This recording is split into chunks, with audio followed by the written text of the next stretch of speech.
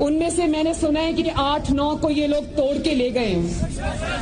لیکن میرے بھائیوں یہ بات یاد رکھنا، جو تھوڑا سا دباؤ بھی برداشت نہ کر سکے، جو اپنے حق کے لیے کھڑا نہ ہو سکے، وہ کبھی عوام کے حق کے لیے کھڑا نہیں ہوگا. تو میرے بھائیوں، آپ لوگوں نے جب ووٹ دینے جانا ہے، الیکشن بالکل سر پہ آ گیا ہے. ہم ابھی اور باتیں کریں گے، لیکن میرے ساتھ ایک وعدہ کرو کہ پارٹیاں چھوڑنے والے لوٹوں کو ووٹ نہیں دو گے. ذرا سے دباؤ کا جو سامنا نہ کر سکے اور پارٹی کی پیٹھ میں چھرا گھوم دے، وہ ووٹ کا حقدار نہیں ہے. جو اپنے لیے کھڑا نہ ہو سکے، وہ آپ کے لیے کھڑا نہیں ہوگا کبھی. جو اپنے حق کا دفاع نہ کر سکے، وہ آپ کے حق کا دفاع نہیں کر سکتا.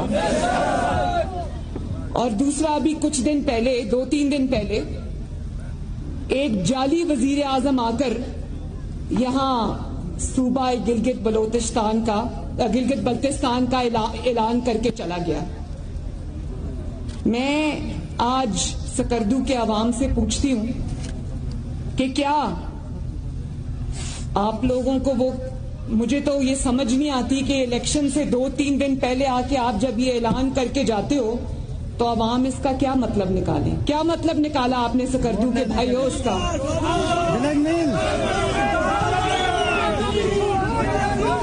اس کے ساتھ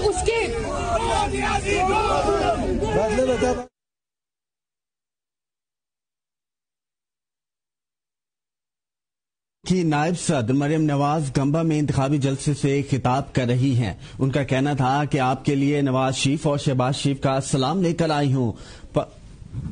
یہ احساس نہیں ہے کہ لوگ کس طرح مہنگائی سے تڑپ رہے ہیں، کس طرح بھوکے مر رہے ہیں، کس طرح بجلی اور گیس کے بلوں سے لوگ پریشان ہیں، کس طرح آٹا اور چینی جو تم کھا گئے ہو، تم لوگوں نے جیبوں میں عوام کی آٹا اور چینی کا پیسہ ڈال لیا ہے.